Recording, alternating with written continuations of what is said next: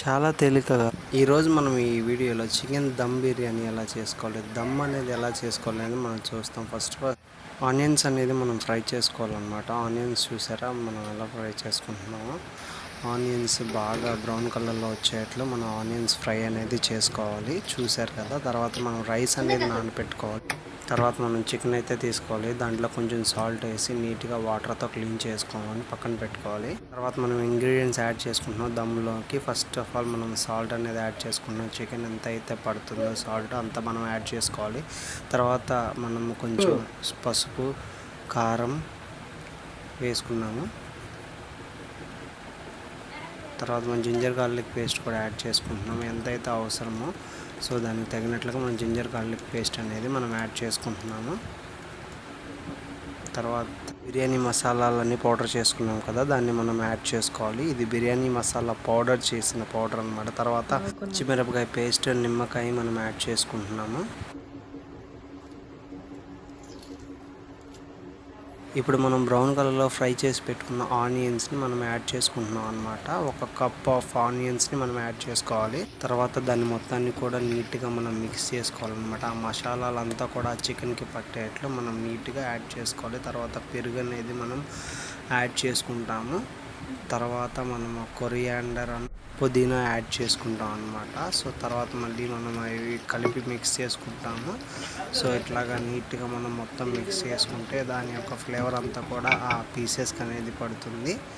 తర్వాత మనం రైస్ని ప్రిపేర్ చేసుకుంటున్నాము. రైస్కి తగినన్ని వాటర్ అనేవి మనం హీట్ చేసుకోవాలి. హీట్ చేసుకున్న తర్వాత బిర్యానీ మసాలాలన్నీ కూడా దాంట్లో మనం యాడ్ చేసుకోవాలి. కొత్తిమీర, పుదీనా కూడా మనం దాంట్లో యాడ్ చేసుకోవాలి. తర్వాత మనం నానబెట్టుకున్న రైస్ని, వాటర్ని సపరేట్ చేసి మనం ఆ రైస్ అనేది పక్కకు తీసుకోవాలి. ఈ లోపు ఇంగ్రీడియంట్స్లో ఉన్న వాటర్ అన్నీ కూడా బాగా హీట్ అవుతాయి.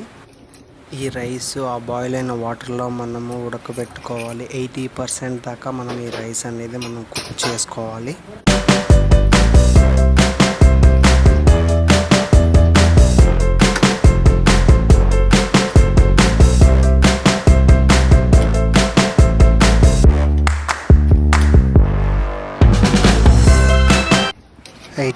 రైస్ అనేది కుక్ అయిందో లేదో మనం చూసుకోవాలి. తర్వాత మనం ప్రిపేర్ చేసుకున్న మసాలాని స్టవ్ ఆన్ చేసుకొని మనం స్టవ్ మీద పెట్టుకోవాలి. ఫస్ట్ 5 మినిట్స్ మనం దాన్ని హై ఫ్లేమ్లో పెట్టాలి. తర్వాత 5 మినిట్స్ మీడియం ఫ్లేమ్లో పెట్టి దాన్ని ఉడికించుకోవాలి. తర్వాత ఇంకా మనం సిమ్లో పెట్టుకొని ఆ మసాలాని ఉడికించుకోవాలి. చూస్తున్నారు కదా, రైస్ అయితే 80% దాకా కుక్ అయిందనమాట.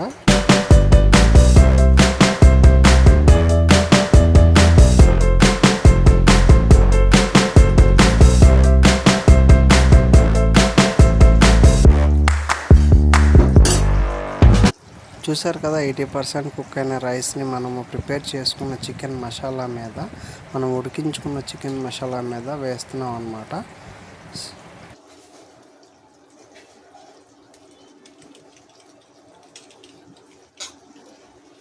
నీట్గా లేయర్స్ లాగా మనం వేసుకోవాలి రైస్ మొత్తం.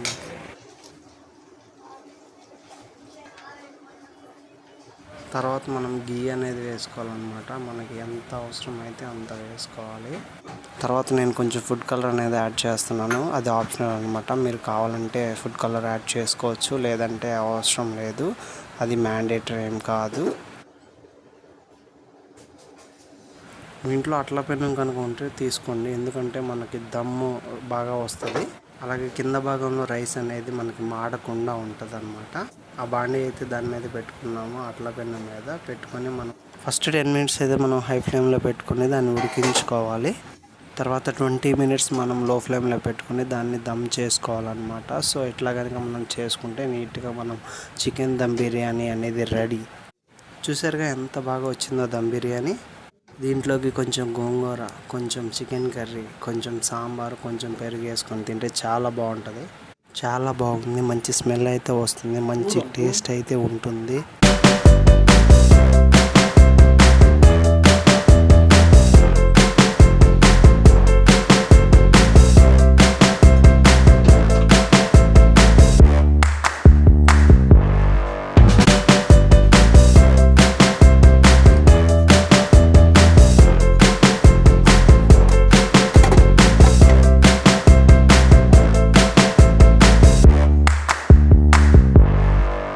ఈ వీడియో కనుక మీకు నచ్చితే లైక్ చేయండి, షేర్ చేయండి, కామెంట్ చేయండి. మరిన్ని ఫుడ్ వీడియోస్ కోసం మా ఛానల్ అయితే సబ్స్క్రైబ్ చేసుకోండి. ప్రతి Kiran. Keep watching. Thank you all. Stay tuned for more updates. Bye bye.